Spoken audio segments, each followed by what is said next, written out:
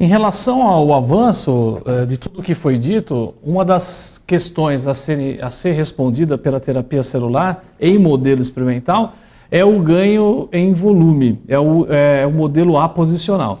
Vocês podem notar nas figuras que existe um cilindro, esse cilindro está parafusado na calvária do coelho, e o cilindro, além de estar inserido na questão da regeneração óssea guiada, porque é uma barreira, ele possui um volume já definido. Então, se nós, ao colocarmos o enxerto, preenchermos toda a cavidade do cilindro, eu sei em milímetros cúbicos quanto isso significa. Passado o tempo experimental, eu consigo medir o quanto esse volume diminuiu, ou se foi o caso de se manter o mesmo, ou até em alguns outros experimentos com outros materiais esse volume aumentou. A questão principal era medir de uma forma quantitativa os eventos.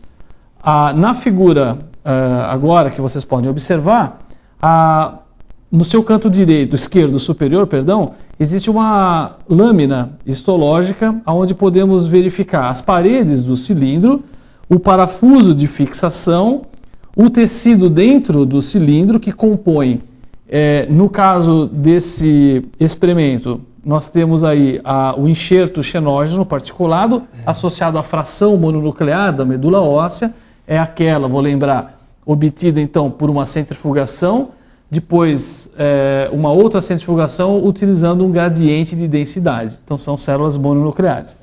O que se pode notar na figura imediatamente ao lado, ou seja, a B, ao lado da A, em escuro, como uma barra na região esquerda da foto, nós temos a parede do cilindro. Depois podemos observar em ocre as partículas remanescentes de biose, ou tecido mineralizado não vital, em vermelho o tecido mineralizado vital, em azul ou branco o tecido não mineralizado. Esse primeiro grupo seria o grupo controle, onde simplesmente o enxerto foi utilizado. É possível verificar, mesmo de uma maneira subjetiva, os espaços medulares que existem nessa lâmina. Os outros grupos são grupos onde que você nota um aumento gradual do tecido mineralizado vital, principalmente no grupo onde foi utilizado o enxerto mais a fração mononuclear da medula, e uma situação importante agora, como o cilindro utilizado ele foi confeccionado com titânio comercialmente puro, ou titânio de origem 4, pôde-se notar que houve um contato osso-titânio muito mais contundente, muito mais expresso por tecido mineralizado vital no grupo com a fração mononuclear. Em relação a isso, nos chamou bastante atenção o fato de que, primeiro, a célula pôde contribuir com o aumento do tecido mineralizado e o contato, né, o BIC, como a gente chama, o Bone Implant Contact, aumentou. Esse trabalho, ele também já foi publicado, está agora na revista desse mês do JOMI, International Oral Maxillofacial Implants, e traz algumas contribuições importantes. Na tabela 1, podemos notar que se avaliou o volume ou ganho em relação ao grupo experimental. No caso aqui, experimental significa o grupo que utilizou a fração mononuclear de células, e o grupo controle é aquele que só usou o enxerto. Podemos notar que o volume manteve-se estável em relação ao início, 98,96%, quer dizer, não houve perda, e o grupo controle houve uma perda de, em média, 12%. Na tabela 2 é a mensuração histomorfométrica em relação aos 3 parâmetros da histomorfometria mais o contato. Então, na primeira coluna, onde vocês podem notar o NEVMT, que seria o tecido mineralizado não vital, o grupo controle ele vai ter um pouco mais, embora você consiga notar que não muito mais, mas, ou seja, existe mais partícula remanescente de biose.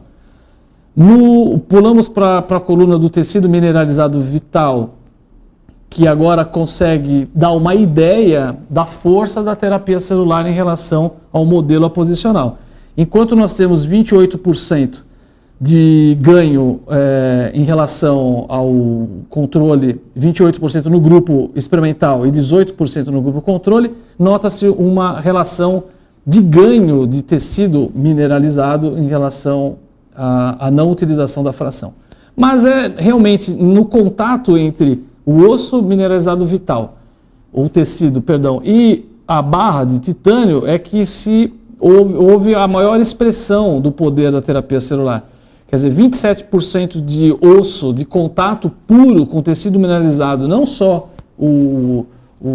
porque poderia se usar o tecido mineralizado total, incluindo o biose, mas na verdade aqui a gente excluiu e contou apenas o osso novo formado. Em relação ao controle de 5% aproximadamente, quando se adiciona a fração mononuclear, pode-se conseguir até 28%. Esse ganho, dentro do conceito de osso-integração, é extremamente importante e aponta para novas pesquisas nesse mesmo modelo. A tabela 3, ela está aqui para provar que essas células mononucleares que foram obtidas pela centrifugação estavam viáveis e em um número suficiente para poder ser usada nessa terapia celular. Bom, o próximo passo do grupo, né, já que o tema da aula, né, é a aplicabilidade clínica da terapia celular, então o próximo passo inevitável, depois da base científica que nós coletamos com os experimentos em animais, foi a aplicabilidade clínica em humanos.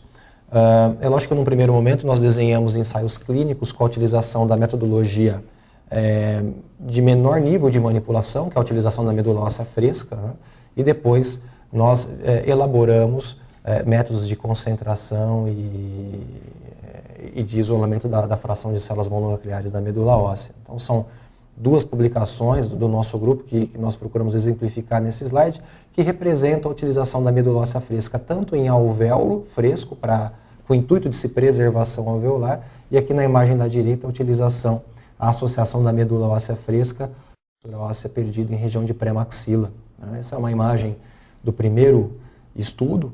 Em alvéolo fresco, nós selecionamos pacientes com necessidade de extração de pelo menos um dente anterior superior. A gente sabe que depois de poucos meses da extração de um dente nessa região, pela característica anatômica da região, existe uma grande tendência para perda óssea volumétrica, principalmente no sentido vestíbulo palatino. A literatura mostra de 5% após 6 meses da extração. Então a ideia era de se comparar o preenchimento desse alvéolo com nada, com coágulo sanguíneo, não, com sangue, versus um aspirado da medula óssea autóloga, para se entender se medula é melhor do que sangue do ponto de vista de preservação alveolar. Então, para a padronização das medições, nós fixamos parafusos para servir como um ponto de referência estática para as nossas medidas, tanto de altura como de espessura, e essas medidas elas são reproduzidas depois de 6 meses da extração, da enxertia, no caso, para que nós possamos comparar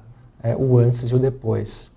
Então, essa imagem da esquerda é uma imagem transoperatória de um paciente abordado no grupo teste, onde nós posicionamos a medula óssea fresca no interior desses alvéolos, e esses retalhos eles foram rebatidos e deslocados de uma tal forma a permitir a oclusão dessa região alveolar. Depois de 6 meses, tanto nos pacientes do grupo teste como controle, foi removida uma biópsia óssea para se permitir uma análise histológica, onde nós não pudemos observar qualquer tipo de diferença entre grupo teste e grupo controle. Até porque nós não trabalhamos com nenhum tipo de arcabouço de biomaterial carreador. Foi realmente sangue versus medula óssea. O que a gente pôde observar pelo gráfico, pela tabela da esquerda, é que a mediana de perda óssea no grupo teste, com relação a de 14%, no grupo controle beirando os 35%. Eu acho que isso fica muito nítido nas duas imagens, né? A imagem da esquerda do grupo teste versus a imagem da direita do grupo controle. E essa diferença estatisticamente significativa, ela foi traduzida também numa significância clínica, porque em nenhum dos alvéolos do grupo teste foi necessário algum tipo de enxertia complementar ou um procedimento de expansão óssea, o que aconteceu em alguns pacientes, na verdade em 40% dos alvéolos abordados no grupo controle. Então, o próximo passo foi trabalhar não só com preservação alveolar, mas agora com a tentativa de se reconstruir um rebordo alveolar atrófico. Foram selecionados pacientes com ausência dos 4 incisivos superiores e um remanescente ósseo bastante pequeno em espessura. E, obviamente, que esse leito cirúrgico ele foi preparado, foi feito um procedimento de decorticalização. Nós observamos um pequeno sangramento na região, por se tratar de um defeito relativamente crítico. E nós trabalhamos com pacientes do grupo controle apenas com um bloco homógeno córtico-medular e nos pacientes do grupo teste com o mesmo bloco córtico-medular, porém agora associado à medula óssea autóloga, à medula óssea fresca, né, sem qualquer tipo de processamento. Então a gente consegue observar de maneira muito clara nessa imagem o bloco do lado esquerdo, onde foi feita a infusão do tecido medular, e o bloco da direita, um bloco córtico-medular sem associação com a medula óssea. Então, tanto nos sítios de grupo teste como de grupo controle, esses blocos foram fixados com auxílio desses parafusos de titânio e foi efetuada, depois de 6 meses, as análises tomográficas e também as histológicas e histomorfométricas. A gente consegue observar que no grupo controle a perda óssea foi significativamente maior quando comparada à do grupo teste. Clinicamente, isso fica bastante evidenciado por essas imagens, comparando a imagem do lado direito com a imagem do lado esquerdo. E a análise histológica, no momento da instalação do implante, nós coletamos uma biópsia óssea que permitiu a análise e tabulação dos dados estatísticos. 2, a gente observa a diferença volumétrica da tomografia, 4,5 milímetros de ganho no grupo experimental versus 2,15 no grupo controle. E do ponto de vista histológico, 60% de tecido mineralizado vital no grupo experimental, quando comparado a 41% no grupo controle. Então, efetivamente, nós incrementamos o potencial regenerativo quando da utilização da medula óssea in natura. E os projetos em andamento, para finalizar essa apresentação, são metodologias de concentração das células-tronco, até norteados pelos resultados dos nossos modelos animais, que sugeriram que a concentração das células medulares poderiam repercutir em aumento do ganho ósseo. Então, esses são os próximos passos, com tecnologias especificamente delimitadas para esse sentido.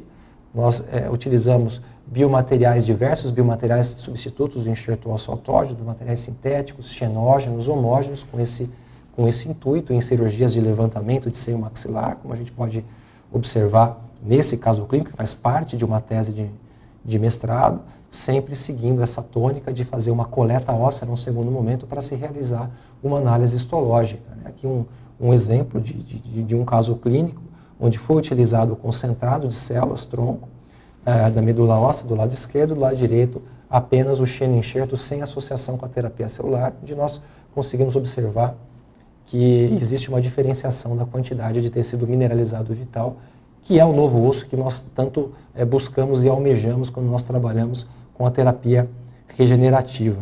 Aqui são resultados, resumindo a tabela, a coluna, a linha mediana dessa tabela, onde o tecido mineralizado vital do grupo controle se apresentou menor do que os dois grupos experimentais analisados nesse estudo.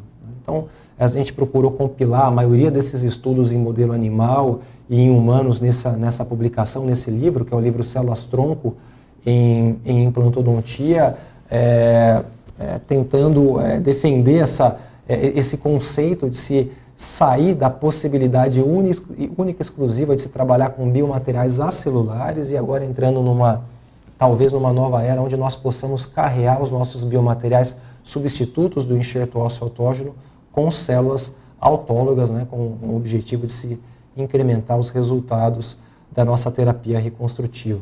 Fica aqui o meu agradecimento a todos os BOC members pela atenção, a toda a nossa equipe, que é a EPIC de Campinas. Na verdade, essas pesquisas são resultados de todo o empenho de uma equipe relativamente grande, e fica aqui o nosso muito obrigado pela atenção e abertura para os questionamentos.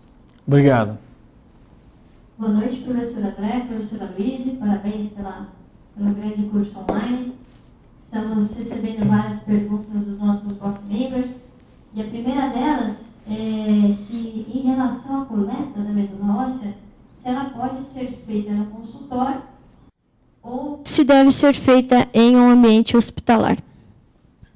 Bom, a coleta da medula óssea, a legislação rege que ela tem que ser feita por um médico.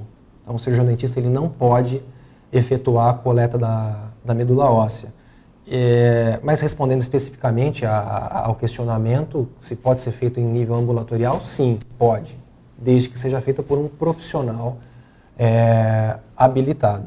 Isso não quer dizer que nós possamos hoje, no Brasil, trabalhar com metodologias de concentração das células em nossos consultórios, né? Isso é possível em alguns países, né?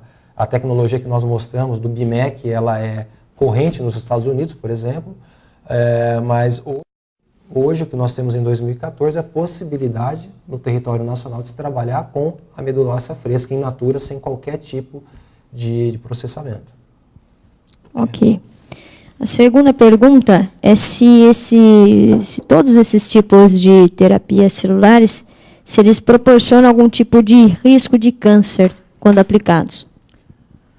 Então, essa pergunta é interessante porque o nome terapia celular acaba mexendo um pouquinho com situações como a gente pode notar em outros tratamentos. Na verdade, a resposta é não, porque o maquinário proliferativo da célula, ele é o mesmo, essa é uma terapia autóloga, que dentro das nossas pesquisas, o material concentrado se mostrou tão eficiente quanto, inclusive, células isoladas. Significa que toda a parte proliferativa da célula, o que a gente chama de maquinário celular, é o mesmo que existia antes, a única coisa é que nós concentramos mais células em um sítio receptor. Então não há nenhum risco de tumorogenicidade, nem teratogenicidade. Muito legal. Professor André, o aluno perguntou em relação à evidência científica que já há hoje na literatura e a viabilidade clínica, qual seria a metodologia que você hoje aplicaria em seu paciente? Olha, se a legislação permitisse, eu trabalharia com um concentrado de células medulares. Os modelos animais vêm apontando para esse sentido e toda a literatura também em ensaios clínicos randomizados em humanos vem apontando para esse mesmo sentido. Talvez possa parecer estranho a gente não poder trabalhar com metodologias de concentração celular no Brasil, mas na verdade isso não é absoluto. Né? Dentro de uma universidade, de uma instituição de pesquisa, com devida aprovação do Comitê de Ética, isso é possível. Então, por isso que nós estamos desenvolvendo essas pesquisas e a legislação brasileira não permitir isso hoje, não quer dizer que realmente ela não possa se adequar no futuro. Então, perfeitamente plausível, e se fosse possível, certamente eu daria preferência para uma metodologia de concentração celular em detrimento da utilização de isolamento, cultivo celular, por tudo que a gente viu, inclusive nos nossos estudos em modelo animal, não representando um grande benefício adicional e trazendo um custo agregado muito maior. Interessante. Essa pergunta, acredito que ele se refere a uma das metodologias citadas. O aluno pergunta se o plasma simplesmente ele é descartado. Simplesmente descartado. Ok. Uma outra pergunta é em relação a qual tipo de defeito ósseo que se é indicado a real utilização da terapia para qualquer tipo de defeito ou não? Na verdade, nós imaginamos que a grande repercussão da utilização da terapia celular seja para os defeitos críticos. Pode parecer incoerente, né? Nós mostramos técnicas de preservação alveolar, que é um defeito reconhecidamente não crítico, né? Com todas as paredes preservadas, mas em alguns momentos, né, na ciência nós temos que partir de modelos já pré-concebidos. Então, do ponto de vista de facilidade de padronização, do ponto de vista científico, é mais fácil você padronizar um alvéolo com paredes preservadas, um seio maxilar, e difícil você padronizar a utilização em uma loja óssea após a ressecção de um tumor, por exemplo. Né? Lógico que a gente imagina que esse seja a utilização final, grandes reconstruções de defeitos críticos, defeitos com nível baixo de vascularização, mas para isso nós temos que obedecer uma sequência lógica, que é a sequência que o nosso grupo vem tentando obedecer, o trabalho in vitro, os trabalhos in vivo, em modelo animal, partindo para defeitos padronizáveis em humano, para depois a gente especular uma aplicabilidade clínica rotineira. Agregado a isso, a gente imagina que a legislação brasileira também evolua juntamente com esse nível de evidência científica que vem sendo produzido ao redor do mundo. Muito interessante. Acredito que essa última pergunta aqui veio decorrente das notícias que têm aparecido. O aluno pergunta que vocês apresentaram a célula-tronco proveniente de medula óssea e de gordura. E o que vocês acham da célula-tronco proveniente da polpa dental? Então, a polpa dental ela é já muito conhecida como um depositário de células indiferenciadas. Ela ganhou uma metodologia específica aproximadamente 10 anos atrás. E todos os ensaios feitos em medula, em gordura, em pele, também foram feitos em polpa. A polpa ela pode ser entendida de duas formas diferentes. A polpa de dentes de pacientes adultos é menos ativa do que aquela de jovens. Então, talvez a melhor performance da polpa seja aquela dos dentes descidos. Hoje, inclusive, dentro das possibilidades, existem até os bancos de criopreservação, esperando que, numa oportunidade próxima, essas células possam ser reutilizadas da mesma forma que aquelas do sangue do cordão umbilical. Lógico que tem-se um caminho ainda muito longo pela frente, quase todos os tecidos humanos, ou para dizer todos, têm uma subpopulação de células indiferenciadas. A questão é como removê-las do estroma assim que elas sejam destruídas, como ampliar o seu número, já que elas geralmente vêm em número menor do que o ideal, e se isso um dia vai ter legislação apoiando o seu uso ou não. Muito obrigada. Acredito que foram simples e muito concisas as explicações para que os BOC Members completassem esse grande curso online. E agradeço muito a presença do professor André e do professor Aloysio nessa noite de hoje. E passo a bola para vocês encerrarem esse curso. Bom, na verdade, fica aqui o nosso agradecimento. Na verdade, nós é que temos que agradecer essa oportunidade de conversar com todos vocês. A gente ficou realmente impressionado com o número de box members registrados para essa atividade. E fica aqui o convite para contatos. Realmente o nosso grupo é um grupo bastante aberto e fiquem à vontade para qualquer tipo de esclarecimento futuro.